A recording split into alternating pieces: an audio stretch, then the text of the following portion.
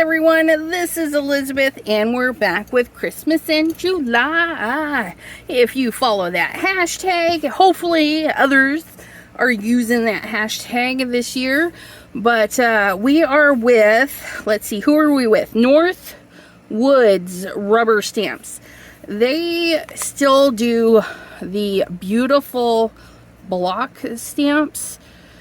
And every now and then, I just, block stamps are really pretty, even for decoration, because you can plop these up around your craft room, and then they can inspire you. And I did. I literally walked by and was like, oh, you know, I don't think I used that very much. I used half of it. But yeah, so I went ahead and stamped it out with some VersaFine Clair on just my regular accent opaque, or this might even be hammer mill. I honestly don't know. But I got my water pen here. Okay, and I got two background papers we're gonna fussy cut this and then layer it with some background paper. But yeah, so I'm looking here at my ink tints. These are a little bit different than watercolor pencils. Okay, they're way more vibrant. Once you activate all of the color, it's permanent, so it won't reactivate unless you have color left up under there. If you understand. Okay, so when you scribble, if the water doesn't get down into the last particle of pencil, that will reactivate. But if it's all used up, it will not reactivate with water. They're kind of interesting that way. And so what I'm going to do is I'm just going to use this Madder Brown 1920, and I'm just going to tap in this brown at the base of these pine cones. Because just like watercolors, you add the color to it and you can pull it further into the image. So you don't have to color the entire image unless you want rich saturated color. Okay, so I'm just gonna tap it in these fine areas. I don't sharpen my pencil. Okay, so if I just tap, it's mostly gonna fill it in anyways.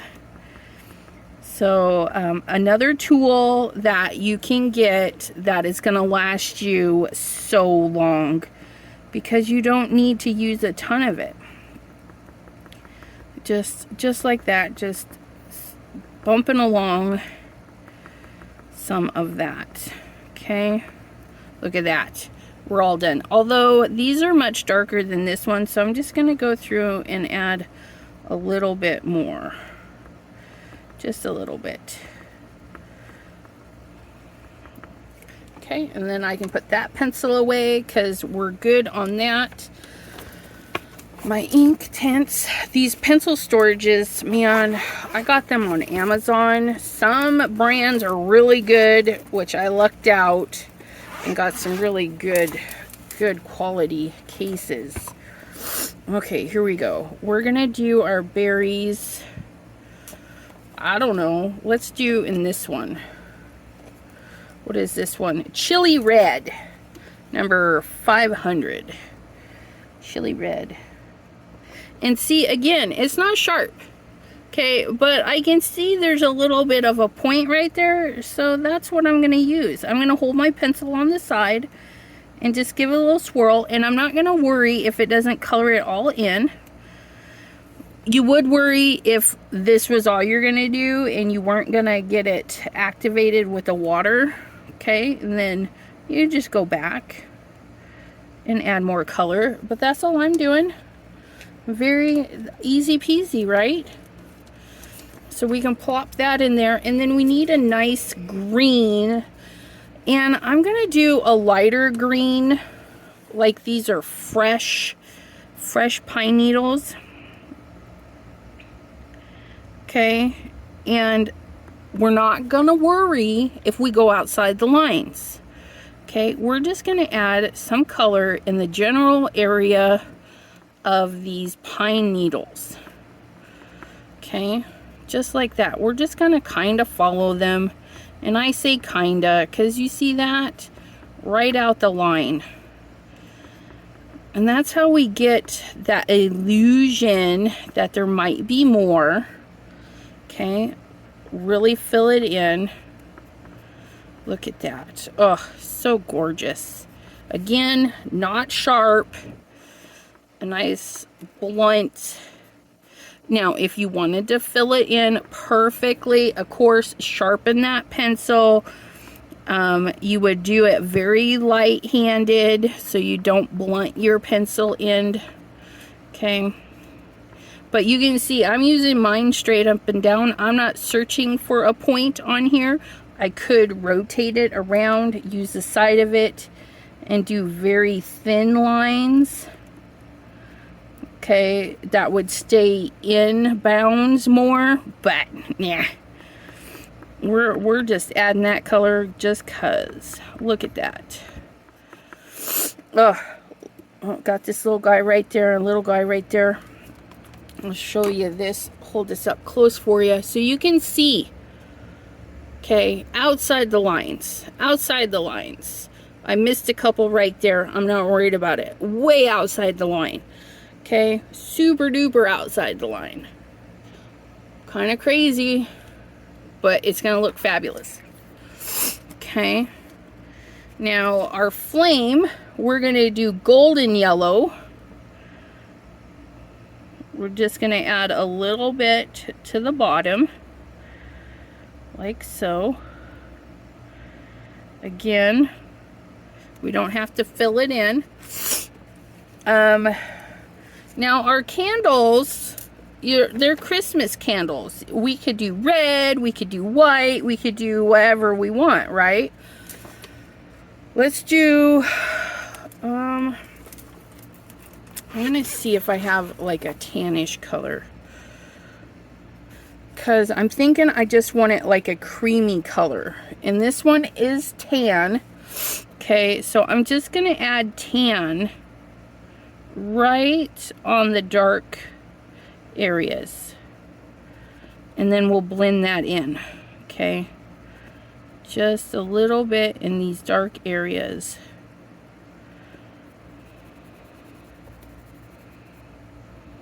Just like so.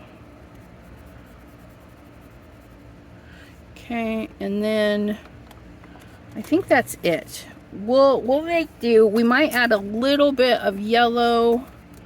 What kind of yellow is this? Sun yellow. Like it might be reflecting some of that light right on the edge. That's it. Just right in there, right on the edge. Okay. Reflecting some of that light. I don't know. Okay, next part. We're going to do the same thing, but with our water pen. We don't want our water too runny. We just need enough to get it moving, okay? So if you're finding your water pen is leaking too much or getting too watery, you might need to replace it. They don't last forever. So we're just going to bring that down just a little. I want the illusion that this might be a white candle. So I'm going to just keep that in there and just bring it down a little bit. Okay. Just a little bit. Not all the way into my candle. Just a little bit. Just like so. Just activate that pencil. Just like that. Ugh. Look at that. Look at that. Not too shabby. And then we're just gonna go in the same direction we put the pencil down. We're going to add the color with the water. Accentuate the color with the water. Yeah, that's what I mean. And again, not worried if we're out of lines. Just let that green do its thing.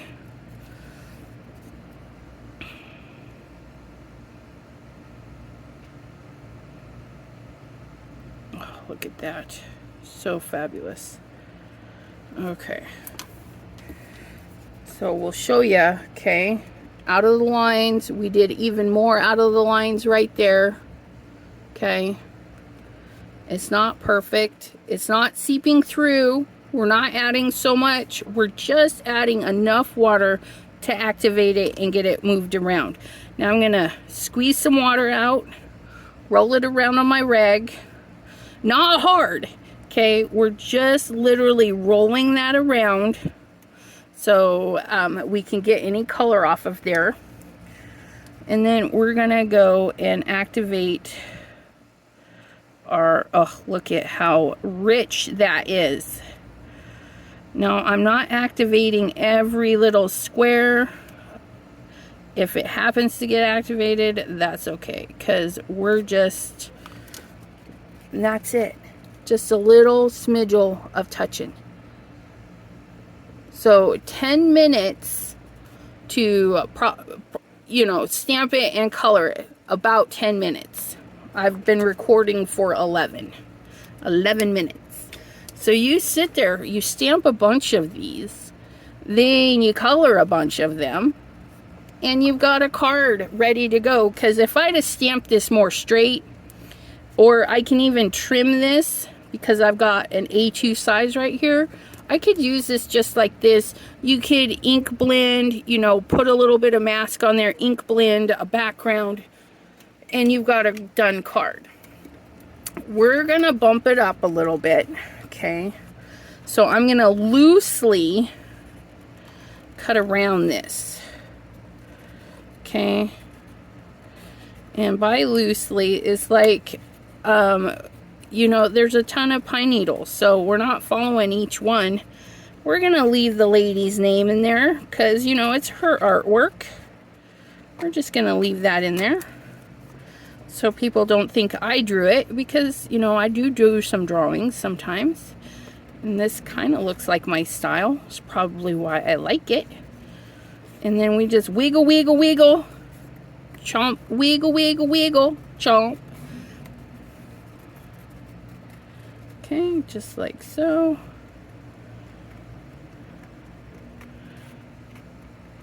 And we're gonna go right around our little flame sparks. I don't want to cut that way. Let me cut this off. That way there, I have this for some sentiment or anything for another card. I do have a bin directly that is dedicated. There we go. Dedicated bin for white scraps that kind of sits by my desk. So if all I need is a little stamping area, I go in there and I dig out these little pieces, because a little penguin or a little snowflake, something will fit on there, especially as sentiment. So don't feel like you're wasting paper if you get your A2 size card and you just stamp a little bit. And you save that extra chunk. And then loosey-goosey on down. Just like so. Now, because this is a soft, kind of sketchy design, right? That white, it's not my cup of tea. A lot of the time, the white is just fine for me. I don't mind. But sometimes we just want to, you know, add a little something. So I'm going to take my brown. I'm going to clean that off. Make sure I don't have any super dark brown. I'm going to take a light color, like cookie dough or vintage photo. You know, any kind of brown you like. And we're just gonna scrape it across the edge. Okay, so we're just letting it scrape.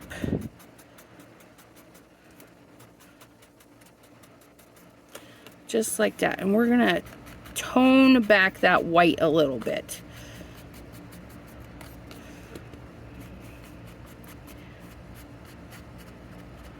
Just like that. Look at that. Gotta get in this little funky area.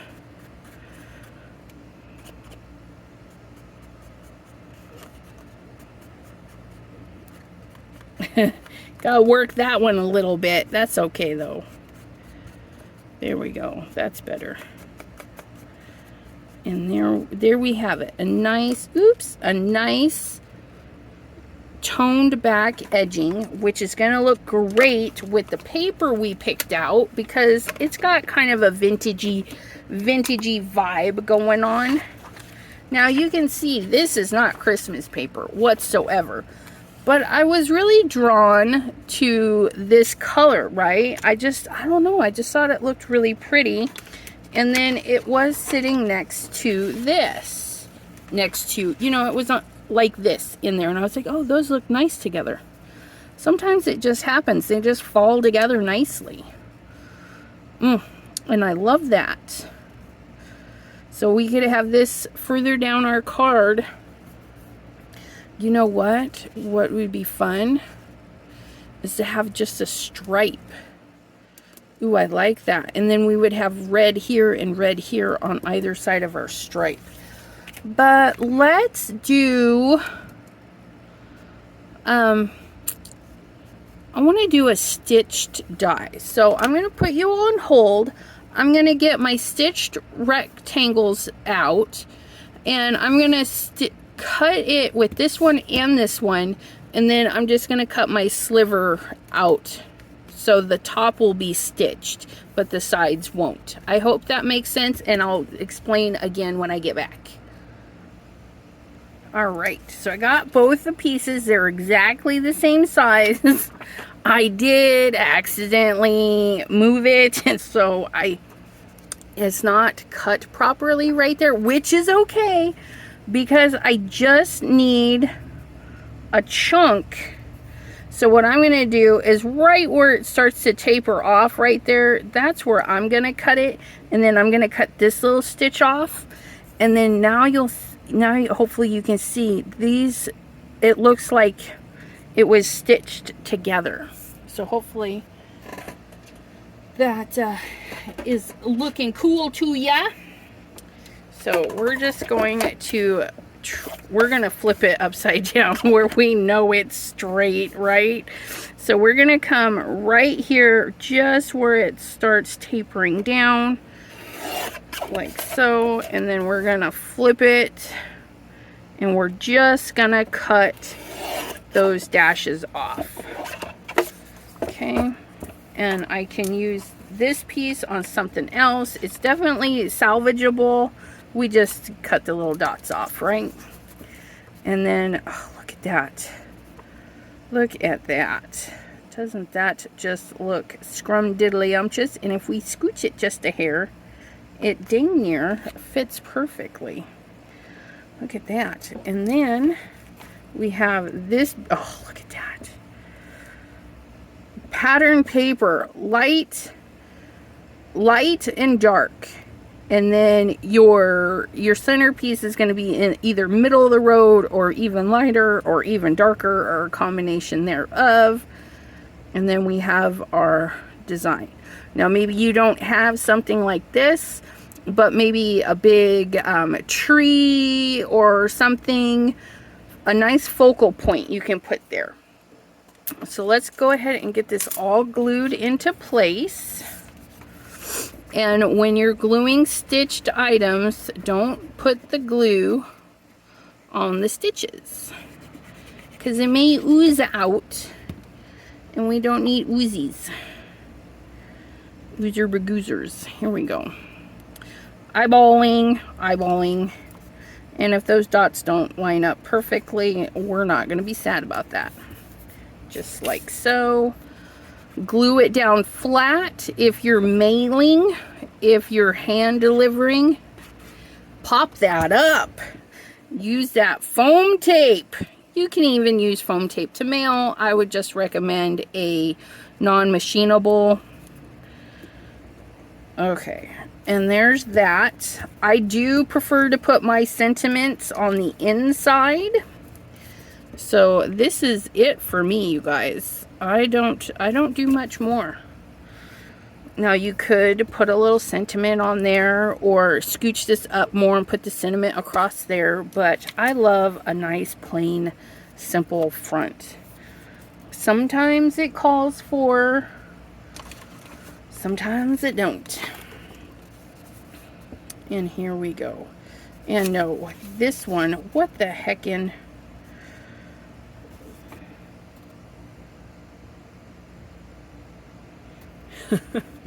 Somebody didn't fold that right. Shame on her. But I mean, it's a little over 5. No, that's 5.5. So yeah, that's all right. We're just gonna have a little bit more at the bottom. Don't throw them out. If you make a mistake and fold it, it just adds interest and a good place for somebody to open it up at. So we'll just center this in here. I can even put this down a little. See, and then we still have the room, and then when they flip it up, okay, so that just gives us more options. But we'll go ahead and glue this, and that will be this easy peasy Christmas card. So you can stamp out a bunch of images, or if you're got digital ephemera or packs of ephemera. Ooh, no. I almost put that all the way to the top. We can go all the way to the bottom, Elizabeth, but don't go all the way to the top. Okay. Just having some issues here. Don't mind me. Don't mind me. There we go. There we go. Look at that. And I put it to the bottom of this where it's been cut. So then, blop, blop. See? Still beautimous. Still beautimous. And now on the inside, if you got a nice big Christmas stamp sentiment, you can stamp that right in there and then just sign and ship, right? Oh, I love that. Anyways, thank you for watching. I hope this is inspiring you to go do some stamping and coloring and making some easy peasy cards. Have a happy crafty day, my friends. Bye-bye.